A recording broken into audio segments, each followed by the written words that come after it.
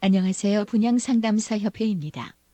분양상담사는 다른 사람을 설득해야 하는 직업인 만큼 자신감을 가지는 것이 무척 중요하죠. 자신감이란 무엇인지, 어떻게 하면 자신감을 키울 수 있는지, 오늘은 바로 이 자신감에 대해서 이야기해 보려고 합니다.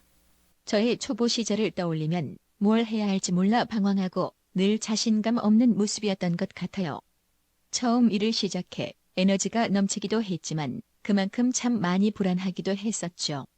그때만 해도 부동산에 대해 잘 안다고 할 수 없었고 분양상담사 특성상 기본급이 없다 보니 계약을 하지 못하면 생활이 힘들다는 현실에 늘 조바심이 났던 것 같습니다.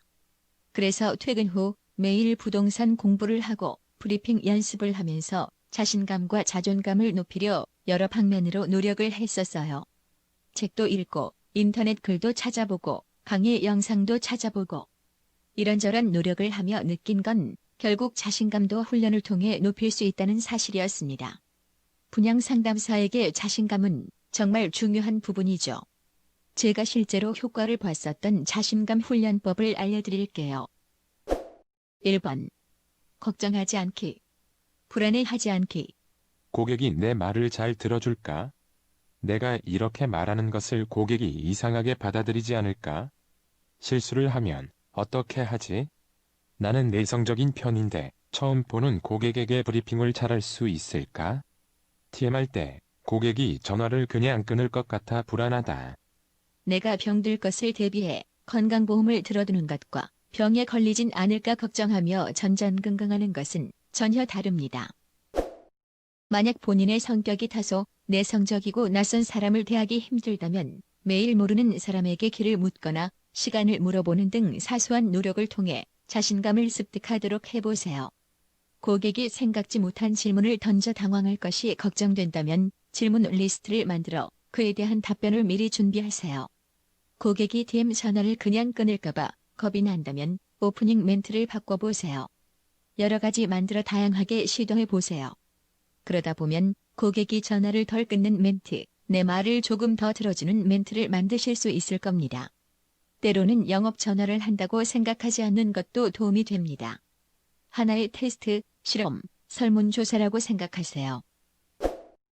2번. 너무 완벽하려고 하지 않기. 처음부터 완벽한 브리핑을 만들 수는 없습니다. 그렇다고 해서 스크립트를 대충 짜서는 안 되겠지만 처음부터 너무 완벽한 것을 만들려고 하지 말아야 합니다. 정말 열심히 매진해 만든 브리핑에도 구멍이 있고 보완해야 할 부분이 있을 수 있다는 사실을 기억하세요. 우리는 실수를 통해 무언가를 배우고 정진할 수 있습니다. 실수를 했다고 해서 자책하지 마세요.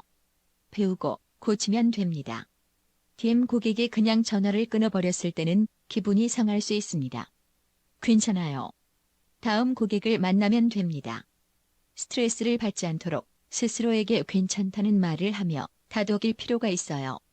그리고 어떤 부분에서 보완을 해야 할지, 다른 방향은 없는지 자신의 문제점을 고민하고 고쳐가세요. 3번. 자신감 획득에는 오랜 시간이 필요하다. 어떤 일에 처음 도전하면서 자신감 넘치는 사람이 과연 몇이나 될까요? 사람은 누구나 반신반의하는 마음으로 또 두려움 가득한 마음으로 무언가에 도전합니다. 열정 반, 두려움 반의 상태로 내가 할 수 있을까? 하는 걱정도 가득 껴안고 있죠. 처음 두려움 가득한 상태로 무언가를 시작한 사람이 자신감을 갖기까지는 생각보다 오랜 시간이 필요합니다. 무엇이든 1만 시간을 하면 프로가 된다는 말이 있습니다. 그만큼 많은 시간과 노력이 있은 후에야 우리가 그 일에 익숙해진다는 것입니다. 일을 시작하고 한 달, 2달이 되어도 여전히 자신감으로 중무장되지 않아 불안하신가요? 그렇게 생각하실 필요가 없습니다. 자신감은 그래, 할 수 있어, 난 자신 있어 의 상태라기보다는 그 일이 내 몸에 완전히 배어 편안한 상태에 더 가깝습니다. 스스로에게 내가 할 수 있을까? 라고 물어보지 마세요. 난 할 수 있어. 라고 억지로 힘을 끌어올릴 필요도 없습니다. 대신 작은 목표를 여러 개 세우세요. 그리고 차근히 하나씩 해가는 겁니다. DM 쉰통을 처음부터 끝까지 웃으면서 해보자. 이런 목표를 세웠다면 그것을 실행하는 데 집중하면 됩니다. 그리고 그 목표를 달성했다면 TM으로 고객을 유치하지 못했더라도 실망하지 마세요. 오늘의 과정을 통해 배운 것이 있으니까요. 내일은 더 나은 목표, 조금 더 높은 목표를 세우고 또 실행하면 됩니다. 그렇게 한 걸음씩 가는 거예요. 고객을 만날 때 두렵지 않고 편안하다면 그것이 곧 자신감이라 생각하시면 됩니다. 4번.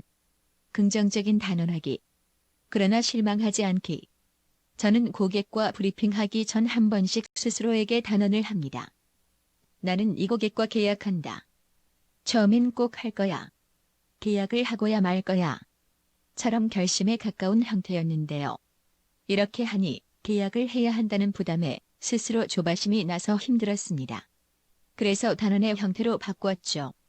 나는 이 고객과 결국 계약하게 된다. 마치 미래를 내다본 것처럼 단언하고 선언하는 것입니다. 그러자 고객의 거절이 크게 두렵지 않아졌습니다. 왜냐하면 이 고객은 결국 저와 계약을 할 것이니까요.